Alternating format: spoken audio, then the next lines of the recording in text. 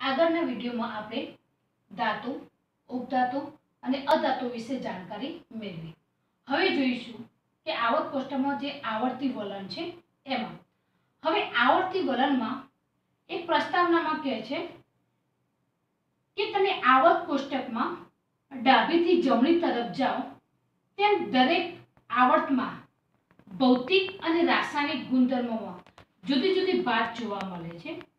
હવે વાત કરીએ પ્રતિક્રિયાત્મક વલણ.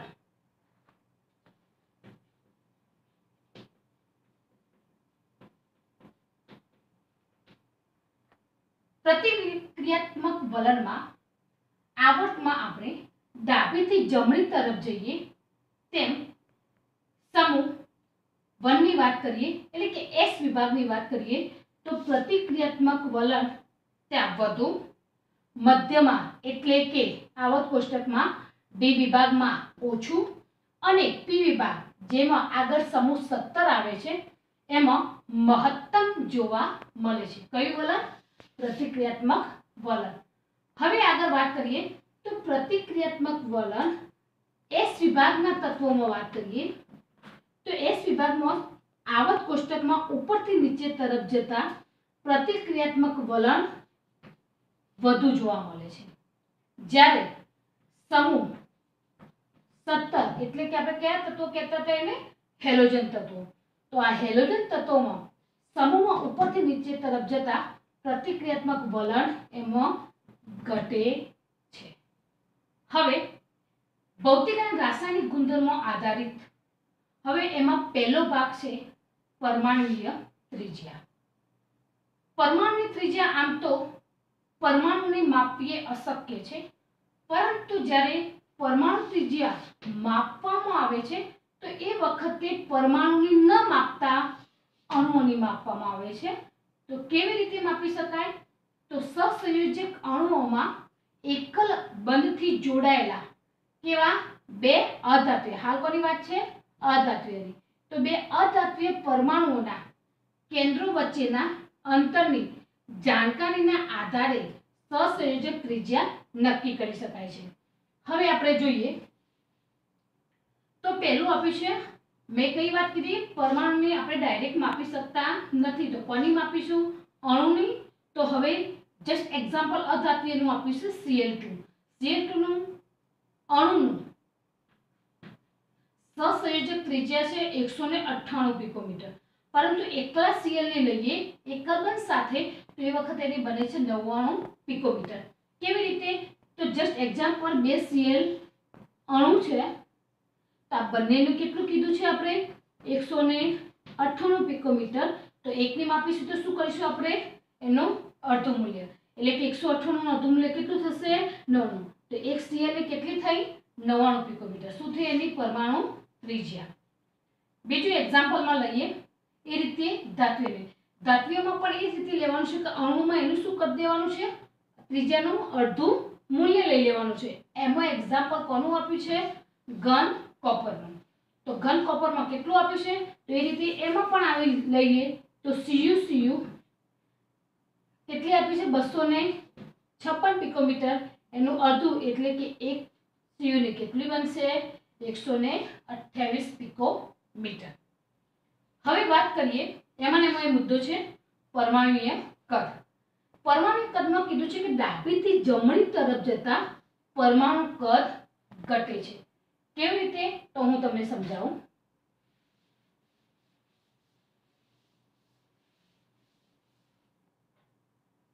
હવે આપણે ડાબીથી જમણી તરફ આવર્ત કોષ્ટકમાં જોઈએ તો પહેલો છે કે આપણે લઈએ લિથિયમ. આવર્ત કોષ્ટક આપણે લઈએ બીજો આવર્ત. આવર્ત કોષ્ટકમાં આપણે બીજો આવર્ત લેતા પહેલો આવે છે લિથિયમ, પછી આવશે beryllium, boron 3, 4, 5, carbon 6, nitrogen 7, oxygen 8, fluorine 9 અને નિયોન 10. આ મેં લખ્યા છે પરમાણુ ક્રમાંક. હવે અહીં શું આપણે વાત કરી હતી કે પરમાણુ કદ ડાબીથી જમણી તરફ જતા શું થાય છે? કદમાં ઘટાડો. કેવી રીતે? હવે જુઓ દરેકમાં હવે લિથિયમની આપણે જોઈએ તો ઇલેક્ટ્રોન રચના શું થાય છે 1s2 2s1 ત્યારે બેરિલિયમની 1s2 2s2 ત્યારબાદ બોરોનની 1s2 2s2 2p1 પાંચ થઈ ગયા 2 2 4 1 5 ત્યારબાદ કાર્બનની 1s2 2s2 2p 2 2 2 4 2 6 ત્યારબાદ નાઇટ્રોજનની 1s2 2s2 2p3 4 3 7 ત્યારબાદ ઓક્સિજનની 1s2 2s2 2p4 ત્યારબાદ ફ્લોરિનની 1s2 2s2 2p5 ત્યારબાદ નિયોનની 1s2 2s2 2p6 એટલે કે પી કક્ષા સંપૂર્ણ ભરાઈ ગઈ એટલે કે સમૂહ કયો આવશે નિયોન સમૂહ 18 હવે જોઈએ લિથિયમ થી શું કીધું છે પરમાણુ કદમાં શું થાય છે ઘટાડો હવે યાદ રાખો કે આવર્ત કોષ્ટકમાં ડાબીથી જમણી તરફ જતા પરમાણુ ક્રમાંક તો વધે છે પરંતુ પરમાણુ કદમાં શું જોવા મળે છે ઘટાડો તો આપણે પહેલા લિથિયમ ની લઈએ તો પ્રોટોન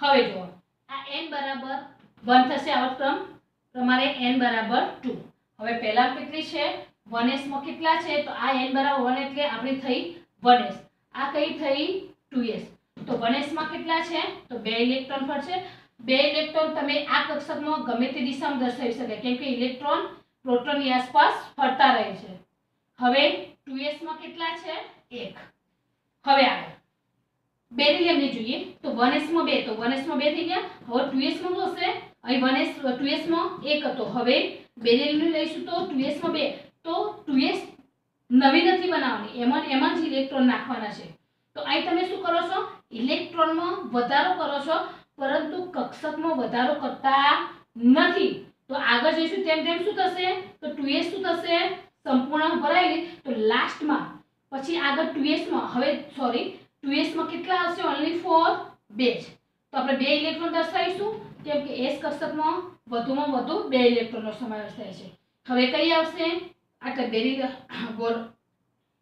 હવે લઈશું બોરોન તો બોરોનમાં કઈ આવશે 2p તો એક વધારાની n બરાબર પણ અહીં શું થશે 2 માં આપણે ઇલેક્ટ્રોનનો ક્રમ હતો 2 8 8 18 18 અને 32 એટલે અમે n બરાબર 2 પણ અમે 2p પણ લઈ લઈશું કેમ કે n બરાબર શું છે 2 તો આમાં 2 અને આમાં કેટલા આવશે 100 તો અહીં તમે શું કરશો ઇલેક્ટ્રોન તો ઉમેરો કરશો પરંતુ કક્ષકનો વધારો કરતા નથી તો અહીં શું થશે જેટલો જ વીજભાર અહીં કેન્દ્રમાં વધે છે તો કક્ષકમાં વધારો ન થતા કક્ષકમાં ઇલેક્ટ્રોનનો વધારો થાય છે એટલે શું કરશે જેમ બાહ્યતમ કક્ષામાં ઇલેક્ટ્રોન કક્ષક નથી વધતી કક્ષક એના એ જ રહે છે ઇલેક્ટ્રોન વધે છે તો ઇલેક્ટ્રોન અને વચ્ચે કેન્દ્રમાં વધુ આકર્ષણ વધુ થવાથી કદમાં શું થાય છે ઘટાડો જોવા મળે છે માટે આવર્ત કોષ્ટકમાં ડાબીથી જમણી તરફ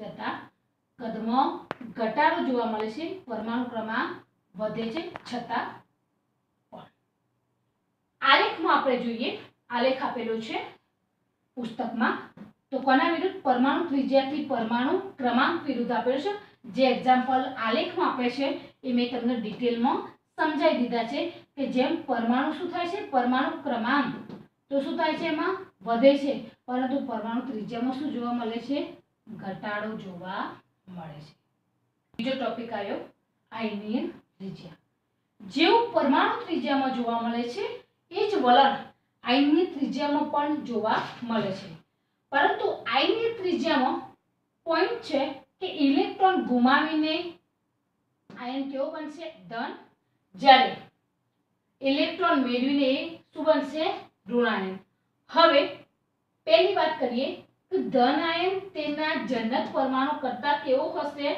નાનો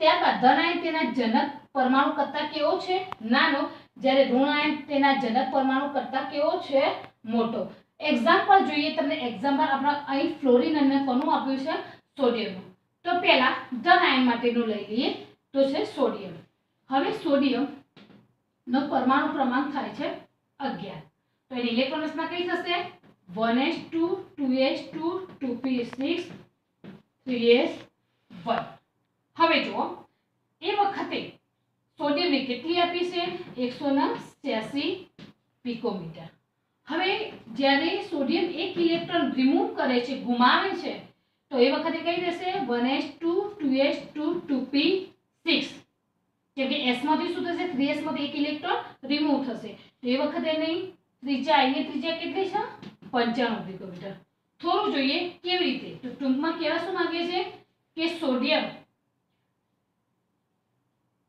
આ એનો શું થયો જનક પરમાણુ અને આ કયો થયો એનો ધન આયન તો આ કેટલો થયો 186 પિકોમીટર અને આ થાય છે 95 પિકોમીટર કેવી રીતે તો હવે દોરીએ આપણે પ્લસ પ્રોટોન છે n બરાબર 1 એટલે કઈ આવશે 1s2 n બરાબર 2 એટલે કઈ આવશે 2s2 અને 2p6 અને આગળ કઈ આવશે 3s1 આ કઈ છે એને જનક પરમાણુની હવે જ્યારે ધન આયન બનશે તો આ ત્રિજ્યા શું થઈ જશે ઘટી જશે એટલે કે એક સમય આવી જશે 186 માંથી કઈમાં આવી જશે 95 પિકોમીટર હવે બીજું ફ્લોરિનની વાત કરીએ તો ફ્લોરિનમાં એનો ઓપોઝિટ થાય છે કે જ્યારે તટસ્થ પરમાણુ હોય છે એ વખતેની ત્રિજ્યા નાની હોય છે જ્યારે ઋણ આયનના સ્વરૂપમાં ફેરવાય છે તો એ વખતે એની ત્રિજ્યા 136 પિકોમીટર થાય છે તો સમજી લઈએ તો ફ્લોરિન પરમાણુ ક્રમાંક 9 1s2 2s2 2p5 જ્યારે F માઈનસ લઈશું તો 1s2 2s2 2p6 હવે એ વખતે જ્યારે ફ્લોરિન લેતા હોય એ વખતે કેટલી હતી 64 પિકોમીટર અને અહીં 136 પિકોમીટર તો શું થશે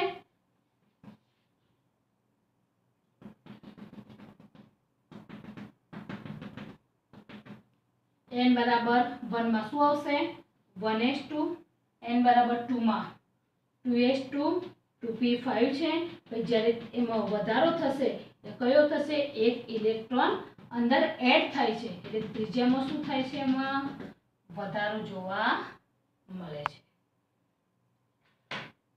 હવે જોયું લાસ્ટનો એક પોઈન્ટ છે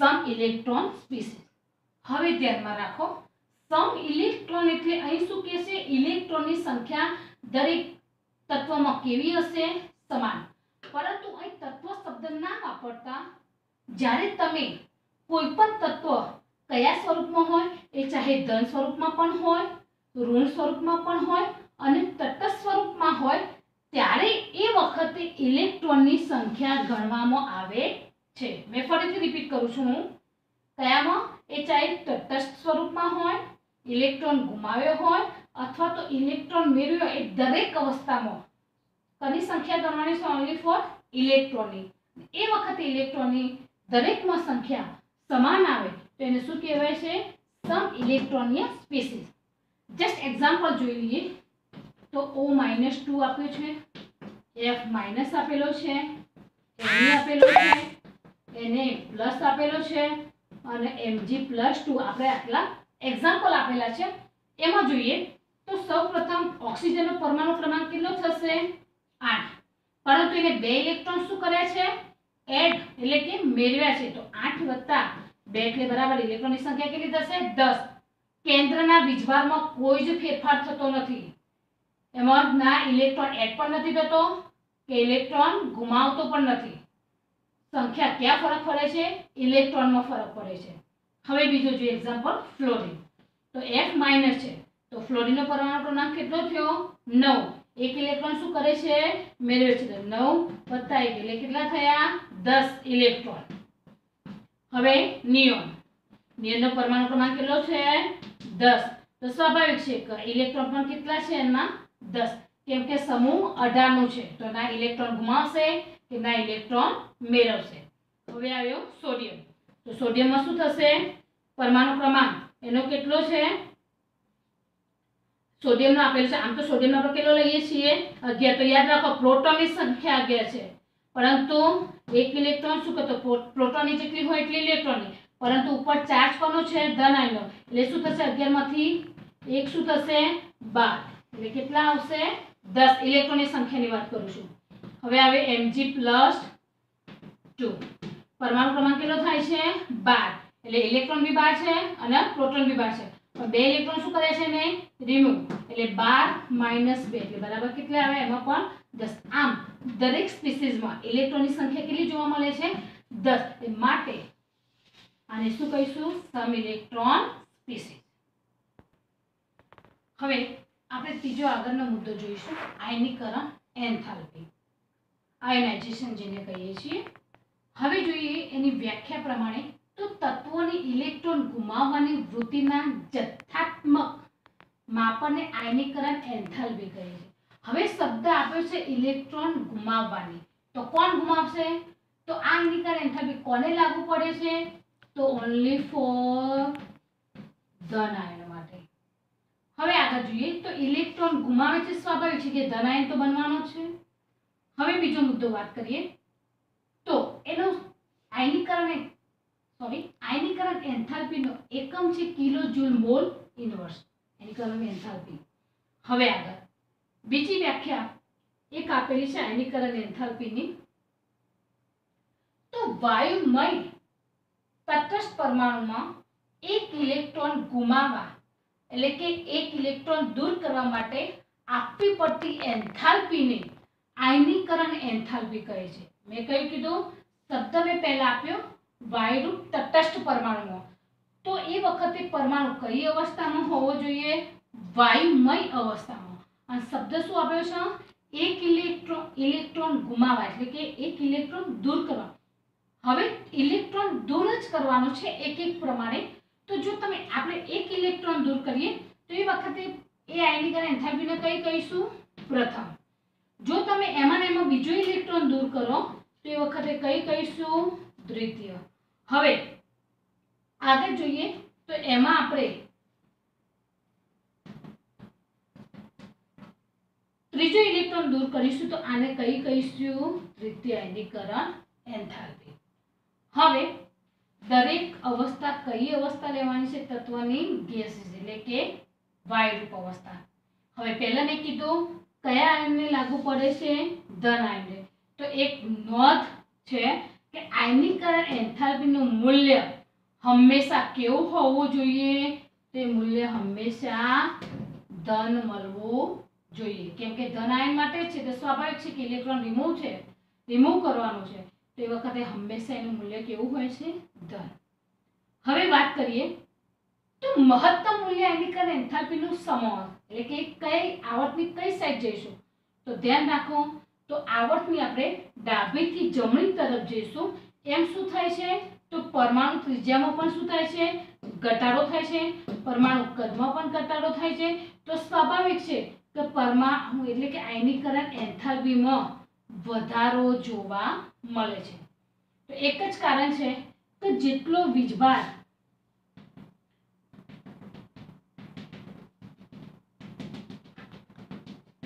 ડાબેથી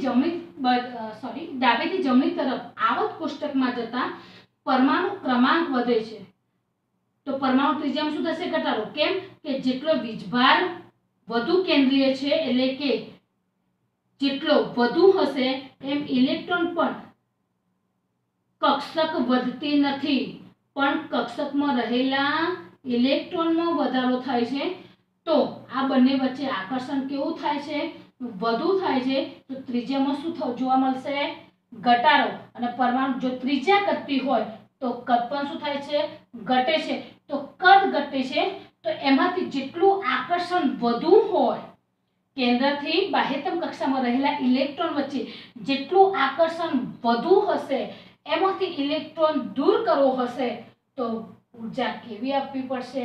વધારે. તો જો ઉર્જા વધુ આપવાની થાય તો સ્વાભાવિક છે કે એનું આયનિકરણ એન્થાલ્પીનું મૂલ્ય પણ શું થાય છે? વધારો જોવા મળે છે. હવે જેમ કેન્દ્રનો વીજભાર વધે છે એમ જો કક્ષકો પણ વધતી જોવા મળે તો શું થશે? આકર્ષણ શું થાય છે? ઘટે છે. પરમાણુ ત્રિજ્યા બી વધે છે, પરમાણુ કદ પણ વધે છે. તો બાહ્યતમ કક્ષામાં રહેલા ઇલેક્ટ્રોન અને કેન્દ્ર વચ્ચે આકર્ષણ ઘટે છે. ઇલેક્ટ્રોન વચ્ચે અપાકર્ષણ વધે છે, પરંતુ કેન્દ્રમાં રહેલા અને બાહ્યતમ કક્ષામાં રહેલા ઇલેક્ટ્રોન વચ્ચે જો આકર્ષણ ઘટતું હોય તો એ વખતે બાહ્યતમ કક્ષામાંથી ઇલેક્ટ્રોન જો દૂર કરવો હોય તો ઓછી ઉર્જા આપવી પડે છે. તો ફરીથી રિપીટ કરું કે આવર્ત કોષ્ટકમાં ડાબીથી જમણી તરફ જતા એટલે કે S વિભાગથી P વિભાગ તરફ જતા શું થાય છે? પરમાણુ ક્રમાંક વધે છે, પરમાણુ ત્રિજ્યા ઘટે છે, પરમાણુ કદ પણ ઘટે છે, બાહ્યતમ કક્ષામાં રહેલા ઇલેક્ટ્રોન અને કેન્દ્ર વચ્ચે આકર્ષણ વધે છે. એટલે કેન્દ્ર અને ત્રિજ્યા બાહ્યતમ કક્ષા કેવી આવશે? નજીક આવે છે. એમાંથી દૂર ઇલેક્ટ્રોન કરવો હોય તો એ વખતે ઉર્જા કેવું આપવી પડે છે? વધારે આપવી પડે છે. હવે આવર્ત કોષ્ટકમાં સમૂહમાં આવર્તની વાત પૂરી થઈ. હવે આવર્ત કોષ્ટકમાં સમૂહમાં ઉપરથી નીચે તરફ જઈએ તો એ વખતે પરમાણુ ત્રિજ્યામાં પણ વધારો થાય છે, પરમાણુ કદમાં પણ વધારો થાય છે. તો શું થશે? આકર્ષણ ઘટશે. તો સ્વાભાવિક છે કે એમાંથી એક ઇલેક્ટ્રોન રિમૂવ કરવો હોય તો ઉર્જા કેવી આપવી પડે છે? ઓછી આપવી પડે છે. હવે બીજો પોઈન્ટ આવ્યો. મેં આજે સિરીઝ લખી છે તો ડેલ્ટા IH1. હવે ધ્યાન રાખો, I એની